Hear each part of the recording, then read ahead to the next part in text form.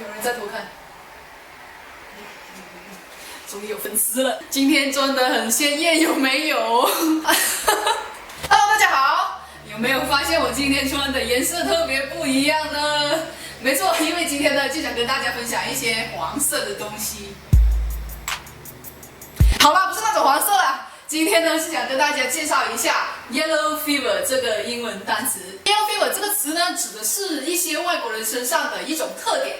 这个特点呢，就是对亚洲的人文和事情具有浓厚兴趣。这里讲的亚洲呢，其实是包括中日韩这3个东方的国家，也包含了少数的东南亚国家，例如说越南和菲律宾。除了 yellow fever， 外国人还会用 Asian fever 或者是 Asian fetish 这种词来形容这样一个特点，可以翻译为黄色发烧友吧。那么 yellow fever 这个词呢，本身它自己指的是一种病，这种病呢是来源于南美洲和非洲的一种传染病，是通过蚊子传染的。得了这种病的人呢，通常会发烧和呕吐，但是最严重的据说就是全身的皮肤会发黄。所以呢，外国人就借用了 yellow fever 这种病态来形容一些对亚洲文化有兴趣的人。他们其实想说的是，他们的皮肤颜色变了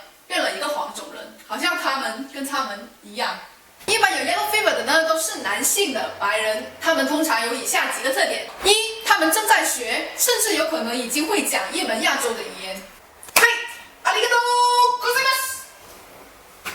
二，他们会尝试融入亚洲文化。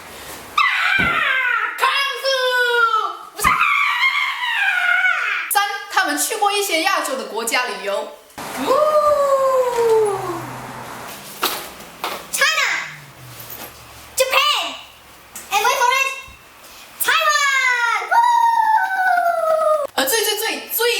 而且十分具争议性的是，他们曾经交过亚裔的女朋友，甚至会说自己只会交亚裔的女朋友。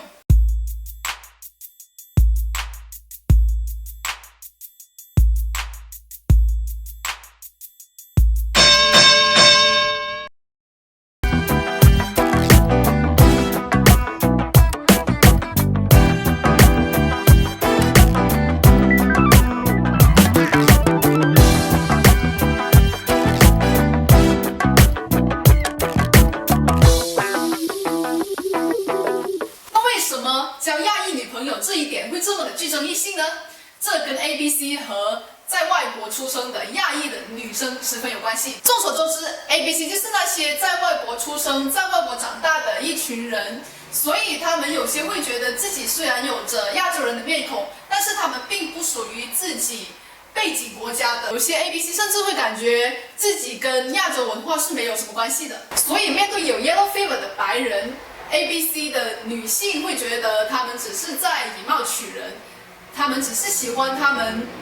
亚洲的面孔和外在，而且在外国一向推崇个人主义，所以 ABC 更是觉得有 yellow fever 的人没有尊重到他们本身的个性和了解他们自己的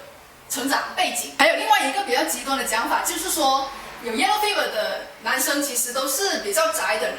他们在西方的社会和情感世界上其实是不受欢迎的，所以他们才去找另外一些群组去做朋友和找女朋友。还有一点就是，外国的媒体有时候会把亚洲的文化传播的不是那么的准确，所以会造成一些语言和文化上的误解，甚至导致成种族歧视。最近 BuzzFeed 出了一个片子，他们请了著名喜剧演员 Jenny Yang 来解说她为什么不会跟白人谈恋爱。Jenny Yang 在片子里面讲到，她十分害怕成为 yellow fever 的受害者，因为她觉得有些白人去找一些亚洲的女生当女朋友，是因为他们没有试过这样的一个群组，很想去试一下跟亚洲女生谈恋爱是怎样的一个感觉。她还解释说，很怕成为有 yellow fever 的人的一件收藏品。片子最后 Jenny Yang 还说，她自己本身就很有亚洲特点，所以他不想找一个比他更有亚洲特点的人谈恋爱。Jenny Yang 还表示说，外国人十分的好色，在一些行动方面会比较主动，真是此黄色非彼黄色啊！对于这个片子还有整一个 yellow fever 的倾向，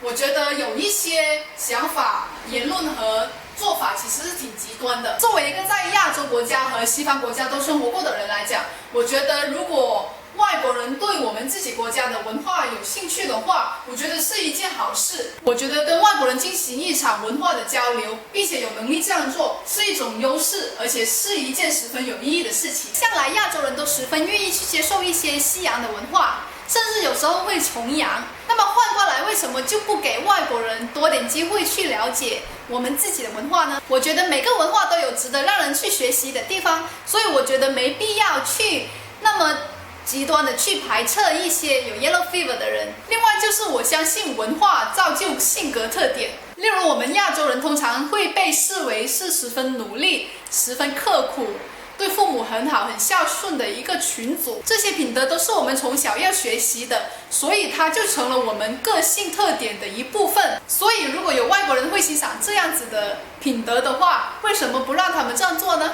所以 yellow fever 不是坏事，想找一个亚裔的女朋友也不是坏事，只是两者混在一起说的话，事情变得复杂一点而已。如果你愿意去宣扬自己的文化，又不介意异国恋，而且两个人又合得来的话，事情就变得简单多了。好，这次的片子先到此为止，请记住我们是 Fabulous Yellow fever, inevitable.